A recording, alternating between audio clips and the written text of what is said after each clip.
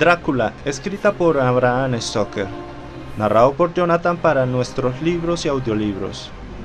Bram Stoker fue un escritor irlandés célebre por su novela de terror, Drácula, una de las obras más famosas de la literatura gótica. Capítulo 20 del diario de Jonathan Harker. 1 de octubre por la noche. Encontré a Snelling en su casa en Bethnal Green, pero desafortunadamente no estaba en condiciones de recordar nada. El aliciente mismo de la cerveza que mi esperada visita había abierto en él resultó demasiado fuerte y comenzó a beber demasiado pronto antes de mi llegada. Sin embargo, supe, gracias a su esposa, una persona decente y tímida, que era solamente el asistente de Smollett, que de los dos era el responsable. De modo que me dirigí hacia Warworth y encontré al señor Joseph Smollett en su casa, en mangas de camisa, tomando una taza de té tardía que levantaba de un platillo. Es un tipo honrado e inteligente, un trabajador de confianza y con una inteligencia y una personalidad que le son propias. Recordaba todo respecto al incidente de las cajas y sacando de un lugar misterioso de la parte posterior de su pantalón una libreta con las puntas de las hojas dobladas y las páginas cubiertas de jeroglíficos, trazados con un lápiz de punta gruesa y con una escritura muy apoyada, me comunicó el punto de destino de las cajas. Había 6 que había tomado en Carfax y las había depositado en el número 197 de Cheapside Street, en Mile End New Town, y otras 6 que había depositado en Jamaica Lane, Bermondsey. En el caso de que el conde deseara distribuir sus fantasmales refugios por todo Londres, esos lugares habrían sido escogidos como punto de partida, de tal modo que a continuación pudiera distribuir completamente las cajas. El modo sistémico en que todo aquello estaba siendo llevado a cabo me hizo pensar que eso no podría significar que el monstruo deseaba confinarse en 2 lugares de Londres. Estaba situado ya en la parte este de la ribera norte, al este de la costa sur y al sur de la ciudad. Era seguro que no deseaba dejar fuera de sus planes diabólicos el norte y el oeste, por no hablar de la City misma, y el corazón mismo del Londres elegante al sudoeste y al oeste.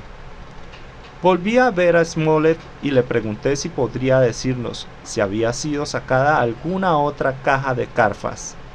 Entonces respondió: «Bueno, señor, se ha portado usted muy bien conmigo». Le había dado medio soberano. «Y voy a decirle todo lo que sé.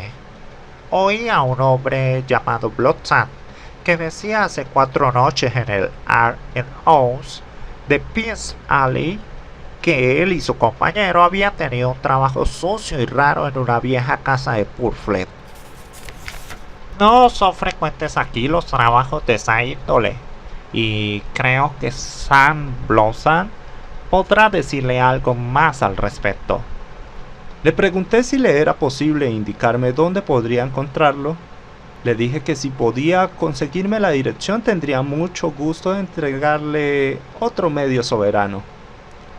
De modo que tomó de un trago el resto de su té y se puso en pie diciendo que iba a iniciar sus averiguaciones. En la puerta se detuvo y dijo: «Escuche, señor, no tiene sentido que espere usted aquí. Es posible que encuentre pronto a Sam o que no lo haga, pero de todos modos no creo que se encuentre en condiciones de decirle muchas cosas esta noche. Sam es un tipo raro cuando saca los pies de sus casillas. Si puede usted darme un sobre con un sello de correo y su dirección, veré dónde es posible encontrar a Sam y le enviaré los datos por correo esta misma noche. Pero será preciso que vaya a verlo muy de mañana si quiere encontrarlo, puesto que Sam se levanta temprano, por muy prolongada que haya sido la juerga de la noche anterior». Eso resultó práctico, de modo que uno de los niños salió con un penique a comprar un sobre y una hoja de papel y le di el cambio. Cuando regresó le puse la dirección al sobre y le pegué el sello, y cuando Smollett me prometió otra vez que me enviaría la dirección por correo, en cuanto la descubriera me dirigí a mi casa. De todos modos, estamos sobre la pista. Esta noche me siento cansado y deseo dormir. Mina está profundamente dormida y tiene un aspecto demasiado pálido. Sus ojos dan la impresión de que ha estado llorando. Pobre mujer, estoy seguro de que le es muy duro permanecer en la ignorancia y que eso puede hacer que se sienta doblemente ansiosa por mí y por todos los demás. Pero es mejor así. Es mejor sentirse decepcionado y ansioso que tener los nervios destrozados. Los médicos tenían razón al insistir en que ella debía permanecer fuera de todo este terrible asunto. Debo mantenerme firme puesto que la carga del silencio debe pesar sobre todo en mí. Ni siquiera puedo mencionar el tema ante ella, por ninguna circunstancia. En realidad no creo que resulte una tarea difícil y dura. Después de todo, ya que ella misma se ha hecho reticente en lo relativo a este tema y no ha vuelto a hablar del conde ni de sus actos desde que le comunicamos nuestra decisión. 2 de octubre por la noche. Fue un día largo, emocionante y de los que resultan una verdadera prueba.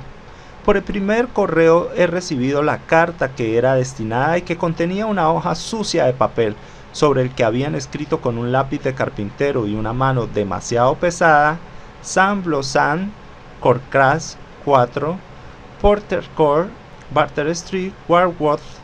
Pregunte por el alguacil. Recibí la carta en la cama y me levanté sin despertar a Mina. Estaba pálida y parecía dormir pesada y profundamente. Pensé no despertarla, pero en cuanto volviera a esa investigación tomaría las disposiciones pertinentes para que regresara a Exeter. Creo que estará más contenta en nuestra propia casa, interesándose en sus tareas cotidianas que estando aquí entre nosotros, en la ignorancia de todo lo que está sucediendo. Vi solamente al Dr. Seward durante un momento y le dije a dónde me dirigía, prometiéndole regresar a explicarle todo el resto en cuanto pudiera descubrir algo. Me dirigí a Warworth y encontré con ciertas dificultades Porter's Court. La ortografía del señor Smollett me engañó debido a que pregunté primeramente por Porter's Court en lugar de Potter's Court. Sin embargo, cuando encontré la dirección no tuve dificultades en encontrar la casa de Westphalia Corcoran. Cuando le pregunté al hombre que salió a la puerta por el alguacil, movió la cabeza y dijo: No lo conozco, no hay ningún tipo así aquí. No he oído hablar de él en toda mi vida, no creo que haya nadie semejante que viva aquí o en las cercanías. Saqué la carta de Smollett y al leerla me pareció que la lección sobre la ortografía con que estaba escrito la dirección podría ayudarme. ¿Quién es usted?, le pregunté. Soy el alguacil, respondió. Comprendí inmediatamente que estaba en terreno seguro. La ortografía con que estaba escrita la carta me volvió a engañar. Una propina de media corona puso los conocimientos del alguacil a mi disposición y supe que el señor Blossan había dormido en la casa Corcoran para que se difuminaran los vapores de la cerveza que había tomado la noche anterior, pero que se había ido a trabajar en Poplar a las 5 de la mañana. No pudo indicarme dónde se encontraba el lugar exacto en que trabajaba, pero tenía una vaga idea de que se trataba de algún almacén nuevo y con ese indicio tan sumamente ligero me puse en camino hacia Poplar. Eran ya las 12 antes de que lograra indicaciones sobre un edificio similar y fue en un café donde me dieron los datos. En el salón había varias mujeres comiendo. Una de ellas me dijo que estaban construyendo en Cross Angel Street un edificio nuevo de almacenes refrigerados, y puesto que se apegaba a la descripción del alguacil me dirigí inmediatamente hacia allá. Una entrevista con un guardián bastante hosco y con un capataz todavía más malhumorado que el guarda, cuyo humor hice que mejorara un poco con la ayuda de unas monedas, me puso sobre la pista de Blossan. Mandaron a buscarlo cuando sugerí que estaba dispuesto a pagarle al capataz su sueldo del día íntegro por el privilegio de hacerle unas cuantas preguntas sobre un asunto privado. Era un tipo bastante inteligente, aunque de maneras y hablar un tanto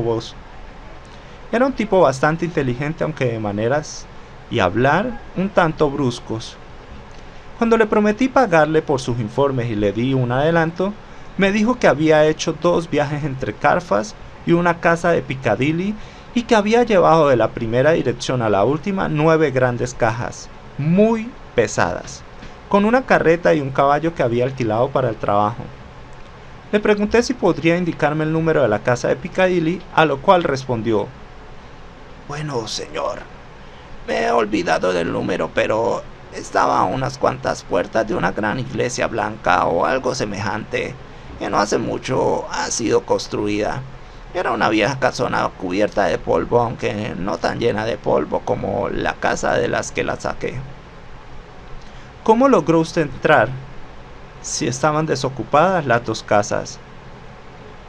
Me estaba esperando el viejo que me contrató en la casa de Purfleet.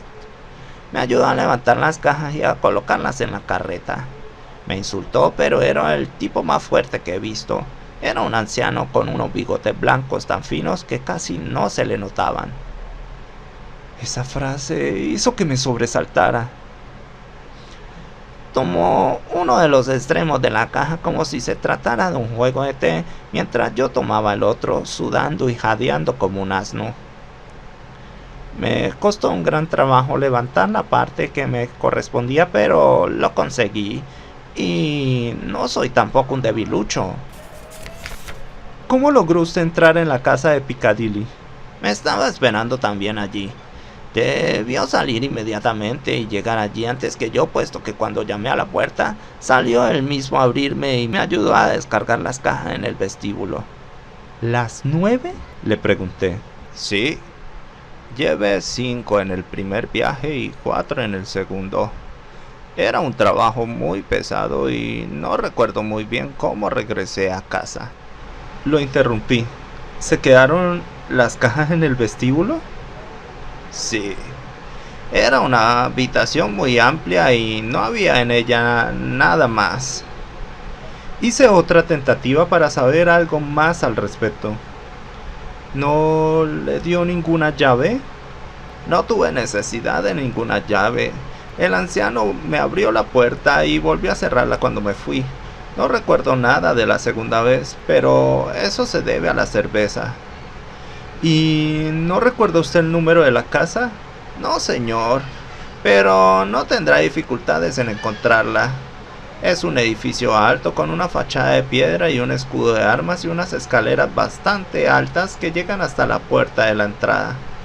Recuerdo esas escaleras debido a que tuve que subir por ellas con las cajas junto con 3 muchachos que se acercaron para ganarse unos peniques. El viejo les dio chelines y como vieron que les había dado mucho, quisieron más todavía. Pero el anciano agarró a uno de ellos por el hombro y poco faltó para que lo echara por las escaleras. Entonces todos ellos se fueron insultándolo. Pensaba que con esos informes no tendría dificultades en encontrar la casa, de modo que después de pagarle a mi informante, me dirigí hacia Piccadilly. Había adquirido una nueva y dolorosa experiencia. El conde podía por lo visto manejar las cajas solo. De ser así, el tiempo resultaba precioso, puesto que ya había llevado a cabo ciertas distribuciones, podría llevar a cabo el resto de su trabajo, escogiendo el tiempo oportuno para ello, pasando completamente inadvertido. En Piccadilly Circus me apeé y me dirigí caminando hacia el oeste. Después de pasar el Junior Constitutional, llegué ante la casa que me había sido descrita y me satisfizo la idea de que se trataba del siguiente refugio que había escogido Drácula. La casa parecía haber estado desocupada durante mucho tiempo. Las ventanas estaban llenas de polvo y las persianas estaban levantadas. Toda la estructura estaba ennegrecida por el tiempo y de las partes metálicas la pintura había desaparecido. Era evidente que en el balcón superior había habido un anuncio durante cierto tiempo que había sido retirado bruscamente, de tal modo que todavía quedaban los soportes verticales. Detrás de la barandilla del balcón vi que sobresalían varias tablas sueltas, cuyos bordes parecían blancos. Hubiera dado mucho por poder ver intacto el anuncio, puesto que quizá me hubiera dado alguna indicación en cuanto a la identidad de su propietario. Recordaba mi experiencia sobre la investigación y la compra de la casa de Carfax y no podía dejar de pensar que si podía encontrar al antiguo propietario era posible que descubriera algún medio para entrar en la casa. Por el momento no había nada que pudiera descubrir del lado de Piccadilly y tampoco podía hacer nada, de modo que me dirigí hacia la parte posterior para ver si podía verse algo de ese lado. Las caballerizas estaban llenas de actividad debido a que la mayoría de las casas estaban ocupadas. Les pregunté a un par de criados y de encargados de las cuadras que pude encontrar si podían decirme algo sobre la casa desocupada. Uno de ellos me dijo que había oído decir que alguien la había comprado en los últimos tiempos, pero no sabía quién era el nuevo propietario. Uno de ellos, sin embargo, me dijo que hasta hacía muy poco tiempo había habido un anuncio que decía "se vende" y que era posible que podrían facilitarle más detalles Mitchell Sons en Candy, los agentes de mudanza, puesto que me dijo que creía recordar que ese era el nombre que figuraba en el anuncio para todos los informes. No deseaba parecerle demasiado ansioso a mi informador, ni dejar que adivinara demasiado, por lo cual, luego de darle las más cumplidas gracias, me alejé. Estaba oscureciendo y la noche otoñal estaba errándose, de modo que no quise perder el tiempo. Después de buscar la dirección de Mitchell Sons en Candy, en un directorio telefónico de Berkeley, me dirigí inmediatamente a sus oficinas que se encontraban en South Biles Street.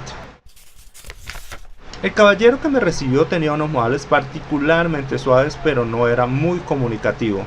Después de decirme que la casa de Piccadilly, que en nuestra conversación llamó mansión, había sido vendida, consideró que mi interés debía concluir allí. Cuando le pregunté quién la había comprado, abrió los ojos demasiado y guardó silencio un momento antes de responder. «Está vendida, señor». «Excúseme», dije con la misma cortesía, «pero tengo razones especiales para desear saber quién adquirió ese edificio». Volvió a hacer una pausa bastante prolongada y alzó las cejas todavía más. «Está vendida, señor». Volvió a decir lacónicamente. «Supongo que no le importará darme esa información», insistí. «Pero por supuesto que me importa», respondió. «Los asuntos de nuestros clientes son absolutamente confidenciales en manos de Mitchell Sons & Candy». Estaba claro que se trataba de un pedante de la peor especie y que no merecía la pena discutir con él. Pensé que sería mejor enfrentarme a él en su propio terreno y le dije: «Sus clientes, señor, tienen suerte de tener un guardián tan resuelto de sus confidencias. Yo mismo soy un profesional». Al decir esto le tendí mi tarjeta. «En este caso no estoy interesado en este asunto por curiosidad. Actúo por parte de Lord Godalming, que desea saber algo sobre la propiedad que creía que hasta estas últimas fechas se encontraba en venta».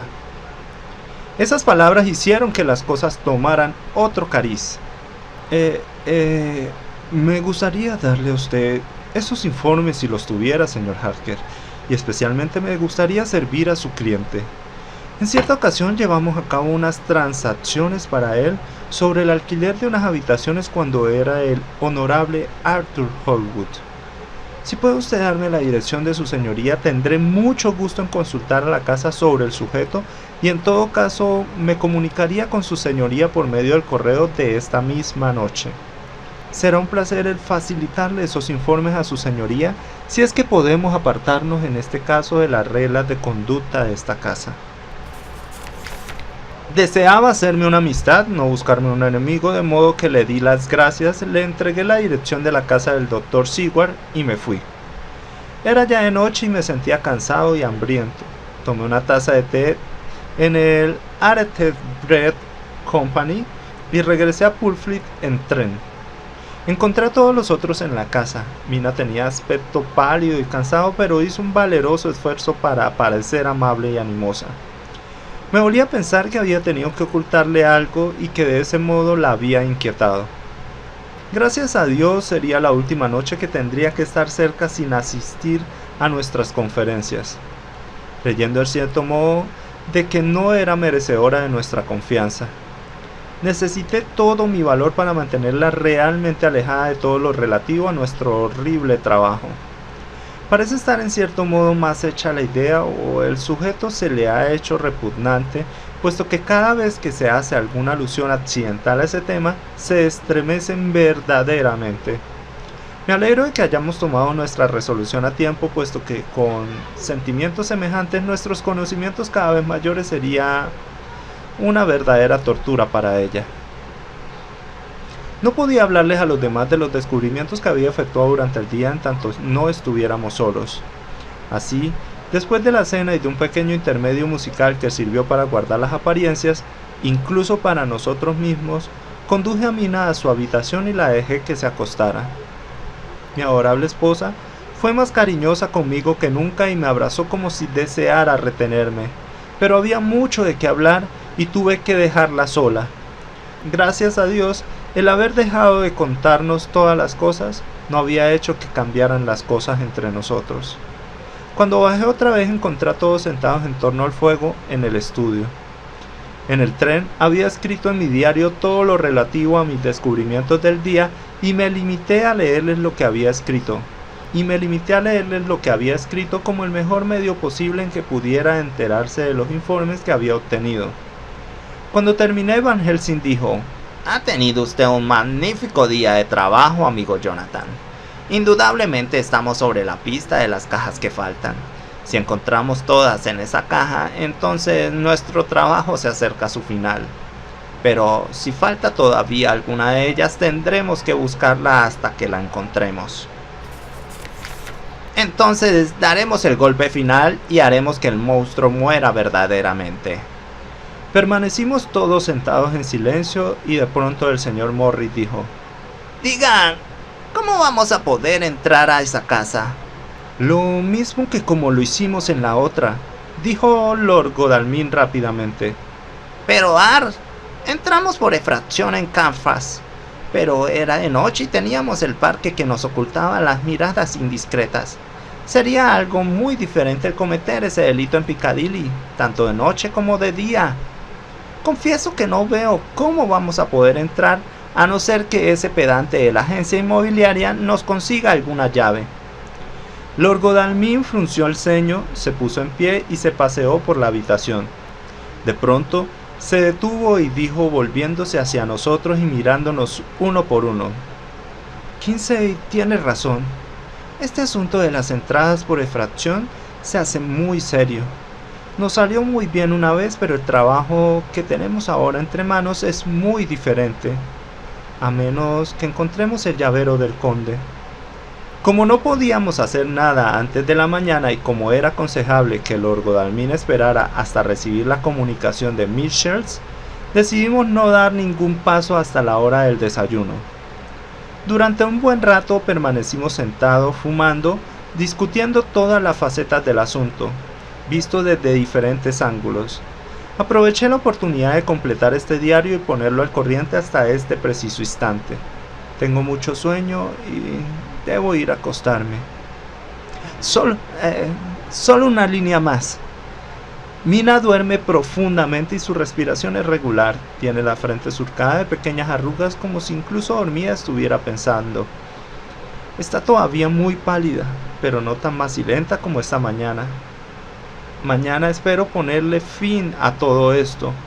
Se irá a nuestra casa, etc. Oh, qué sueño tengo. Del diario del Dr. Seward, 1 de octubre. Estoy absolutamente asombrado por lo de Renfield. Sus saltos de humor son tan repentinos que tengo dificultades para poder registrarlos y adaptarme a ellos. Y como siempre tienen un significado que va más allá de su propio bienestar. Forman un estudio más que interesante. Esa mañana cuando fui a verlo después de que hubo rechazado a Van Helsing, sus modales eran los de un hombre que estaba dirigiendo al destino. En efecto, estaba dándole órdenes al destino subjetivamente. No se preocupaba en absoluto por ninguna de las cosas terrenales. Estaba en las nubes y miraba desde su atalaya a todas las flaquezas y deseos de nosotros, los pobres mortales.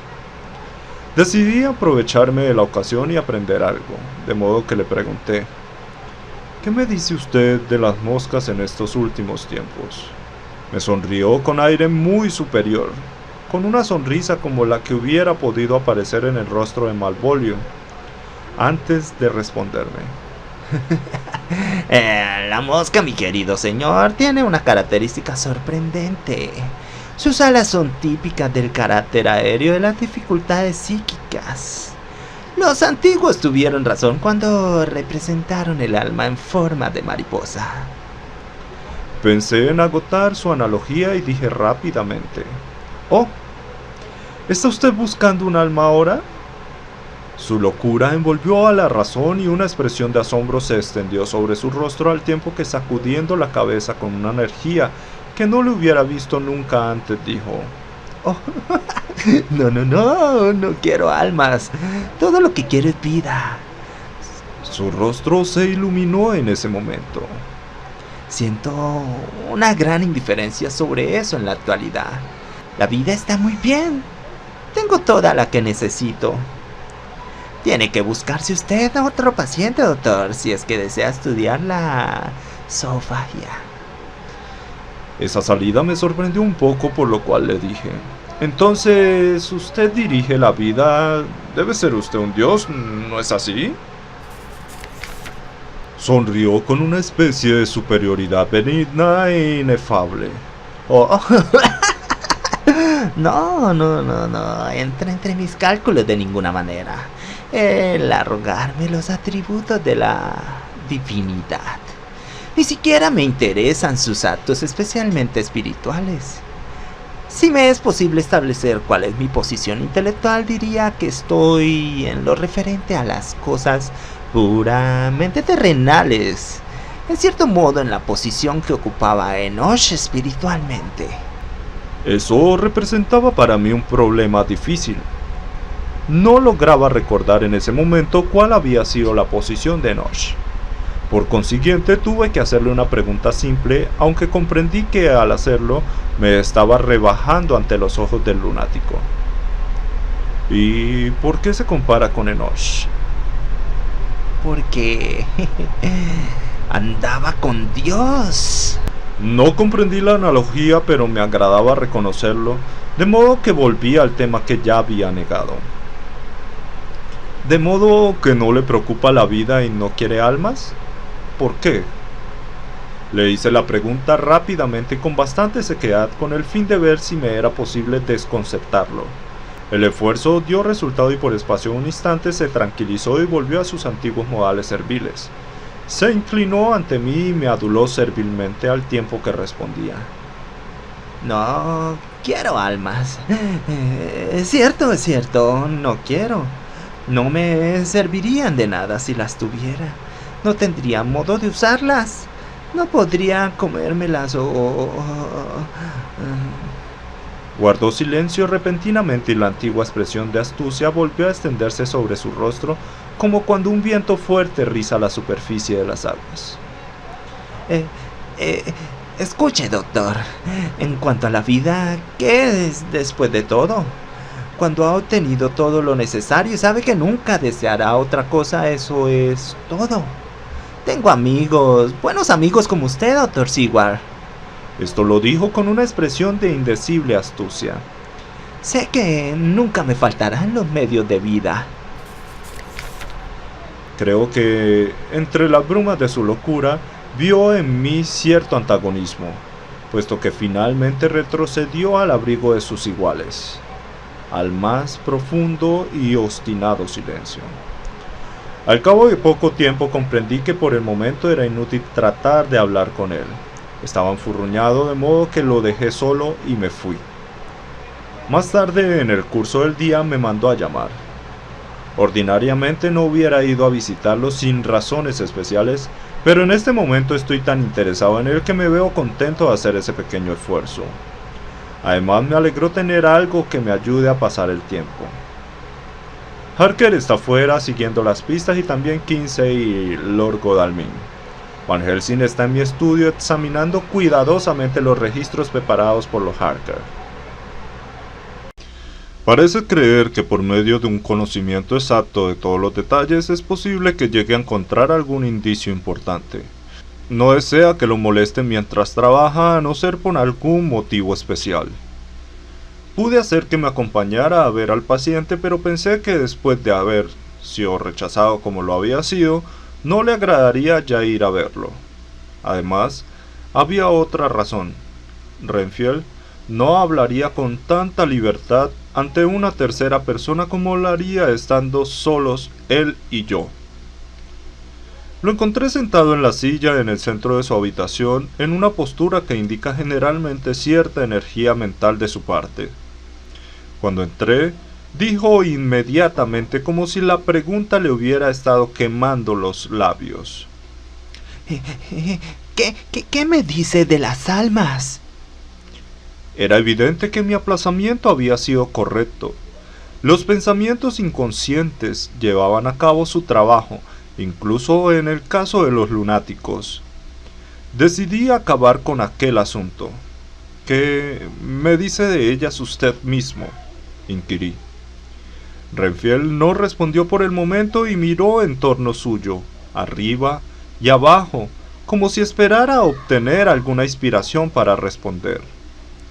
No quiero almas, dijo en tono débil y como en excusa. El asunto parecía ocupar su mente y decidí aprovecharme de ello, a ser cruel solo para ser bueno. De modo que le dije: ¿a usted le gusta la vida? ¿Quiere la vida? Oh, sí, pero eso ya está bien. No necesita usted preocuparse por eso. Pero, inquirí, ¿cómo vamos a obtener la vida sin obtener el alma al mismo tiempo? Eso pareció sorprenderlo, de modo que desarrollé la idea. Pasará usted un tiempo muy divertido cuando salga de aquí, con las almas de todas las moscas, arañas, pájaros y gatos zumbando, retorciéndose y maullando en torno suyo. Les ha quitado usted las vidas y debe saber qué hacer con sus almas. Algo pareció afectar su imaginación, ya que se cubrió los oídos con los dedos y cerró los ojos apretándolos con fuerza, como lo hace un niño cuando le están lavando la cara con jabón. Había algo patético en él que me emocionó. Asimismo recibí una lección, puesto que me pareció que había un niño frente a mí. Solamente un niño, aunque sus rasgos faciales reflejaban el cansancio y la barba que aparecía sobre sus mejillas era blanca. Era evidente que estaba sufriendo algún proceso de desarreglo mental, y sabiendo cómo sus estados anímicos anteriores parecían haber interpretado cosas que eran aparentemente extrañas para él, creí conveniente introducirme en sus pensamientos tanto como fuera posible para acompañarlo. El primer paso era el de volver a ganarme su confianza, de modo que le pregunté, hablando con mucha fuerza para que pudiera oírme, a pesar de que tenía los oídos cubiertos: ¿quiere usted un poco de azúcar para volver a atraer a sus moscas? Pareció despertarse de pronto y movió la cabeza. Con una carcajada dijo: No. Las moscas son de poca importancia después de todo. Hizo una ligera pausa y añadió: Pero, de todos modos, no quiero que sus almas me anden zumbando en los oídos. ¿O las arañas? Continué diciéndole. No quiero arañas. ¿Para qué sirven las arañas? No tienen nada para comer o... Guardó silencio repentinamente, como si se acordara de algún tópico prohibido. Vaya, me dije para mis adentros. Es la segunda vez que se detiene repentinamente ante la palabra. ¿Qué significa esto? Renfield se dio cuenta de que había cometido un error, ya que se apresuró a continuar como para distraer mi atención e impedir que me fijara en ello. No tengo ningún interés en absoluto en esos animales, ratas, ratones y otros animales semejantes, como dice Shakespeare. Puede decirse que no tienen importancia. Ya he sobrepasado todas esas tonterías. Sería lo mismo que le pidiera a usted a un hombre que comiera moléculas con palillos que el tratar de interesarme en los carnívoros cuando sé lo que me espera. Ya comprendo, le dije. Desea usted animales grandes en los que poder clavar sus dientes, ¿no es así? ¿Qué le parecería un elefante para su desayuno? Está usted diciendo tonterías absolutamente ridículas. Se estaba despertando mucho, de modo que me dispuse a ahondar un poco más el asunto. Me pregunto, le dije pensativamente, ¿a qué se parece el alma de un elefante? Obtuve el efecto que deseaba, ya que volvió a bajar de las alturas y a convertirse en un niño. No quiero el alma de un elefante, ni ningún alma en absoluto, dijo. Durante unos momentos permaneció sentado como abatido. Repentinamente se puso en pie con los ojos brillantes y todos los signos de una gran excitación cerebral. Váyase al infierno con sus almas, gritó. ¿Por qué me molesta con sus almas? ¿Cree que no tengo ya bastante con qué preocuparme, sufrir y distraerme sin pensar en las almas? Tenía un aspecto tan hostil que pensé que se disponía a llevar a cabo otro ataque homicida, de modo que hice sonar mi silbato.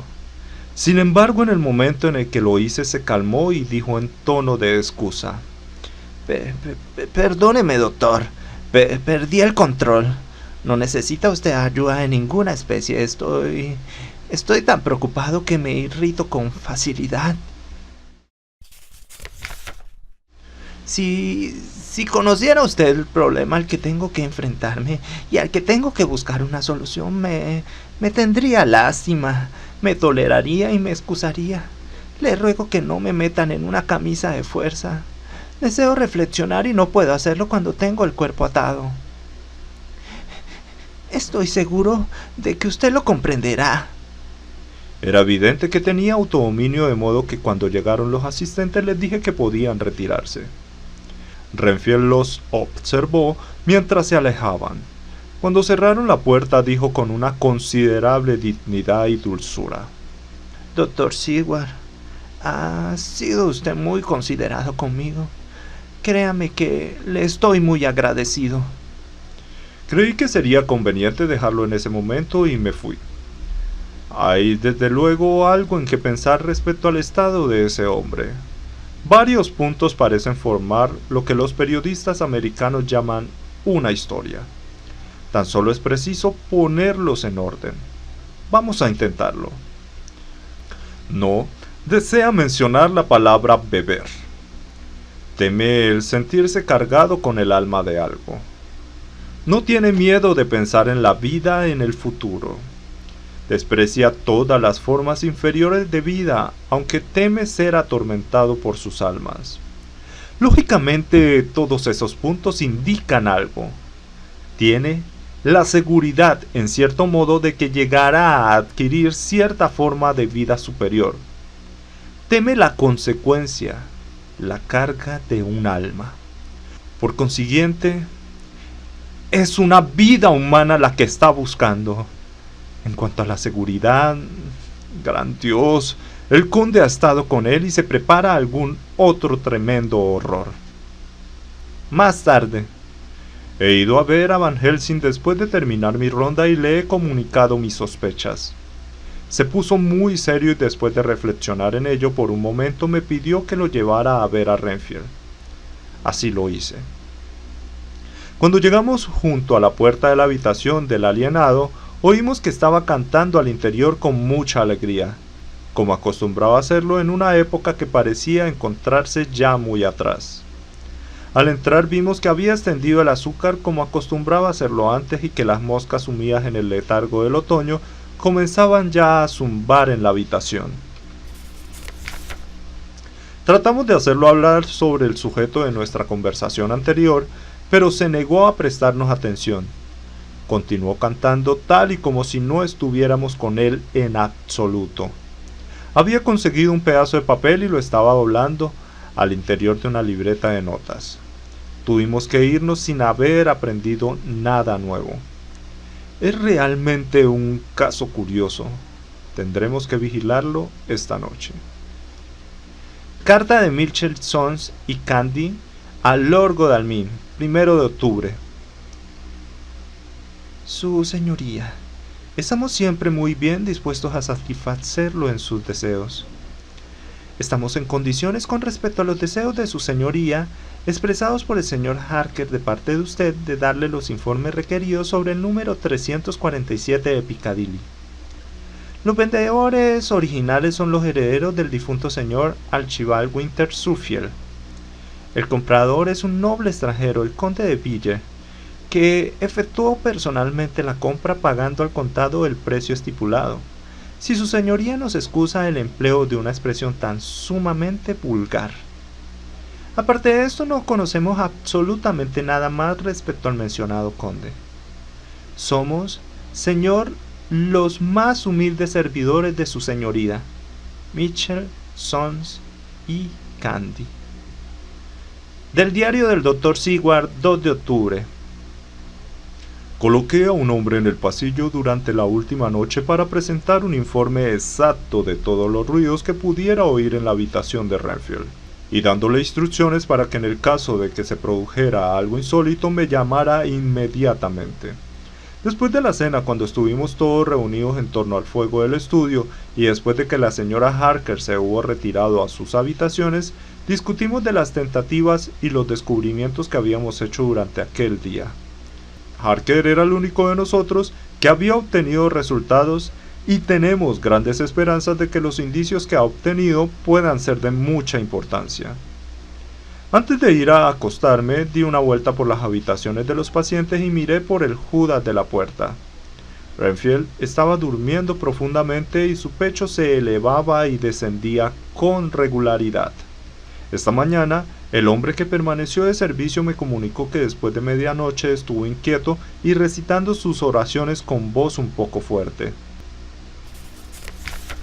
Le pregunté si era todo y me respondió que eso era todo lo que había oído. Había algo en sus modales que se hacía tan sospechoso que le pregunté francamente si se había dormido. Lo negó, pero admitió haberse quedado medio dormido durante un rato. Es una desgracia que no se pueda confiar en los hombres a menos que se les esté vigilando. Hoy, Harker ha salido a seguir su pista y Ari y Kinsey han ido a buscar caballos. Godalming piensa que sería conveniente tener siempre preparados a los caballos, ya que cuando dispongamos de los informes que buscamos, es posible que no haya tiempo que perder. Debemos esterilizar toda la tierra importada entre el amanecer y la puesta del sol.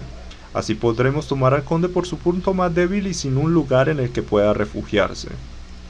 Van Helsing ha ido al Museo Británico buscando a ciertas autoridades de medicina antigua.